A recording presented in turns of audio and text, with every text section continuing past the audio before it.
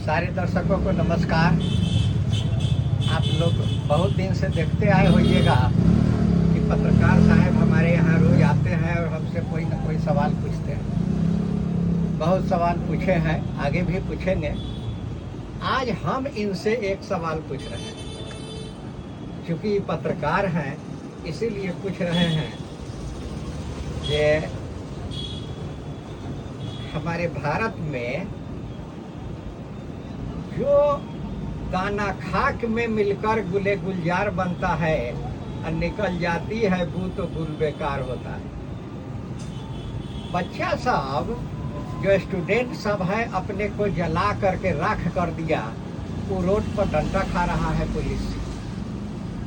और doctor, engineer, IAS, IPS, teacher, जज, ये सब अपना जीवन जला करके तब गुण प्राप्त किया है, विद्वता प्राप्त किया है।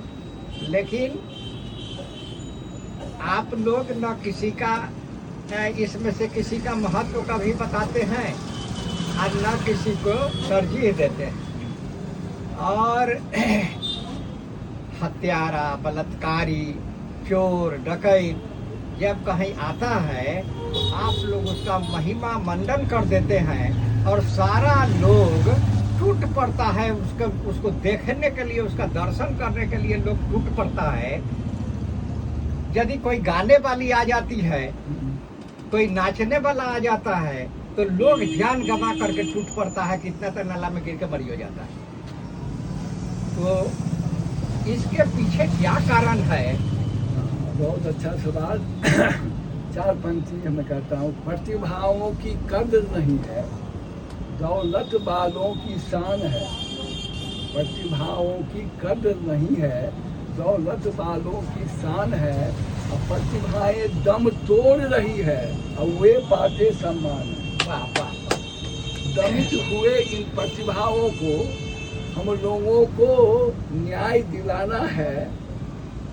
दमित हुए इन प्रतिभाओं को हम न्याय दिलाना है। ऊंच नीच की खाई भरकर सबको गले लगाना है।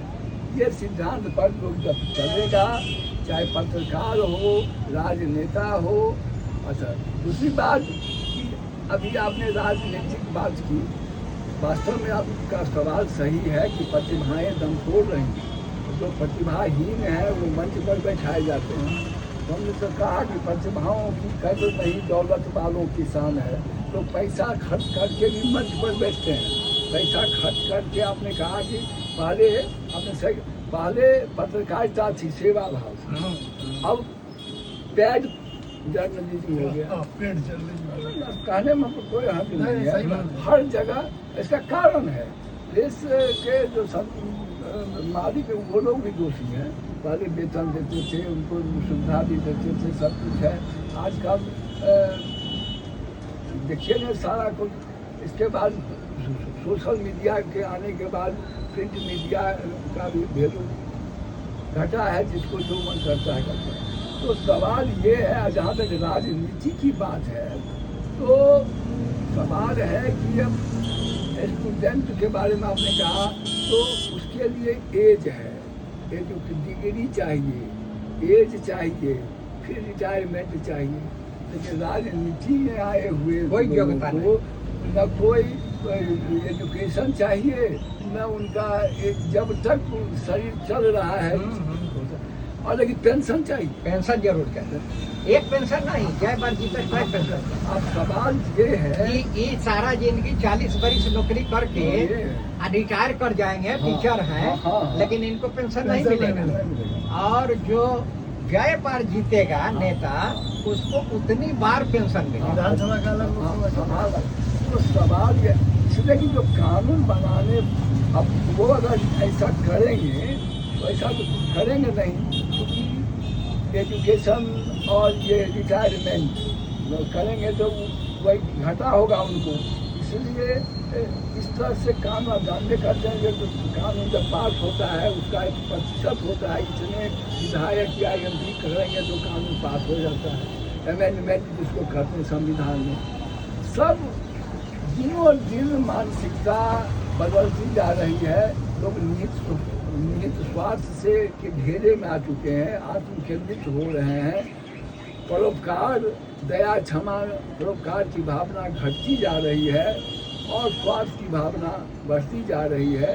इसलिए आपका प्रश्न सटीक है, लेकिन सवाल ये है कि कितना दिन निभाएगा ये?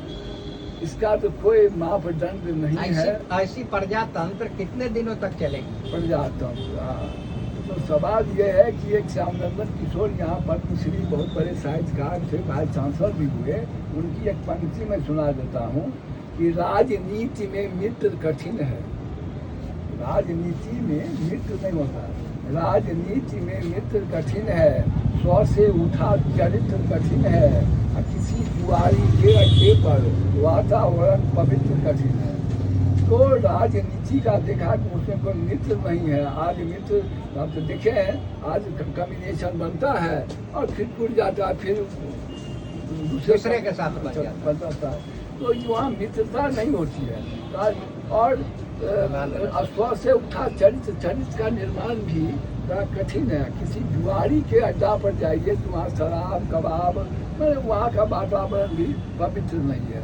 तब सबसे बड़ी बात ये है कि जन जागरण की जरूरत है। अरे चुनता कौन है? हम ही चुनते हैं, आप ही ना चुनते हैं। लेकिन आपका जो चौथा स्तंभ है वो तो जन जागरण के लिए ही बना हुआ है। लेकिन सवाल है वो भी तो इंसान है, उसको भी तो भोजन चाहिए, वस्त्र चाहिए। और ये व्यवस्था पहले वाली प्रिंट मीडिया के मालिकानों का भी अब नहीं रहा। पहले का एक अलग था, सेवा भाव थी, सेवा। अब वो बात नहीं है। और इतना ना भी सोशल मीडिया आने के बाद यूट्यूबर जिसको कहते हैं, सब में देखिएगा देखो चैनल हो गया, अब हो गए पत्रकारिता स्टार्ट है।